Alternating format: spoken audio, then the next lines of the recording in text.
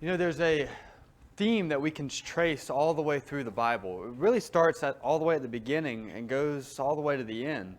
It's most common in the first couple of books of the Bible, and that's the theme of the test, of some kind of testing.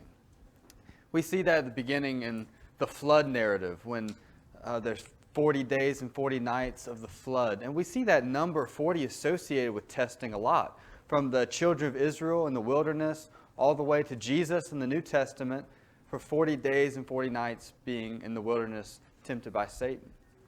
We also see it with Abraham.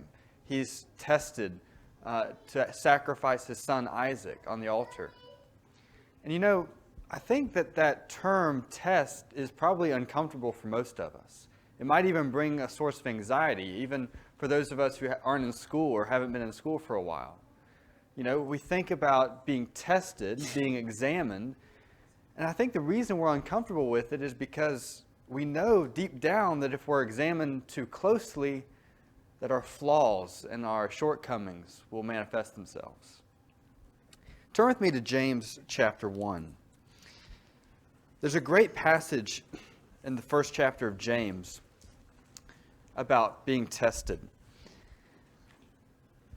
In verse 2 of James chapter 1, he says, "My brethren, count it all joy when you fall into various trials, knowing that the testing of your faith produces patience.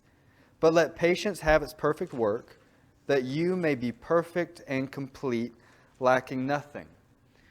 Notice he says, count it joy when you fall into trials, knowing that the testing of your faith produces.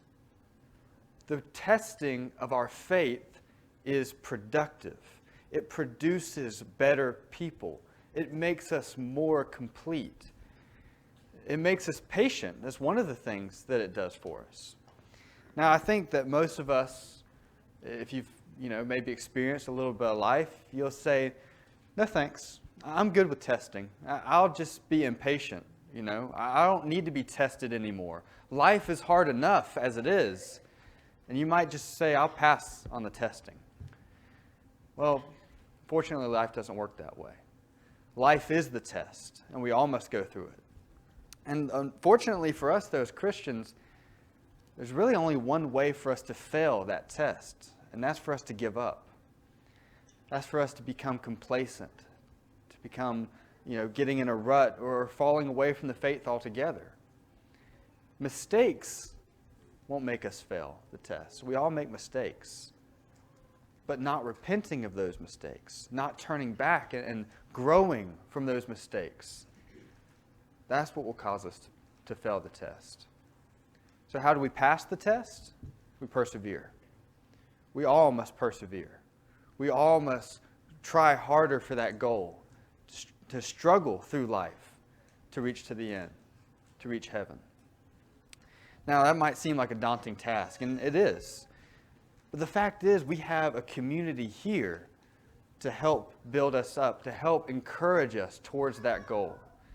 Now, if you're not a Christian tonight, and maybe you would like to start that path, but it's a hard path, and it looks daunting, I'm not going to tell you it's going to be easy. But the good thing about being a Christian is that you have a community of people here willing to encourage you, willing to help you, so that we can count it joy when we fall into trials. We can count it joy when our faith is tested. If you need any help from the congregation tonight, or if you would like to become a Christian, we encourage you to come forward now as we stand and sing.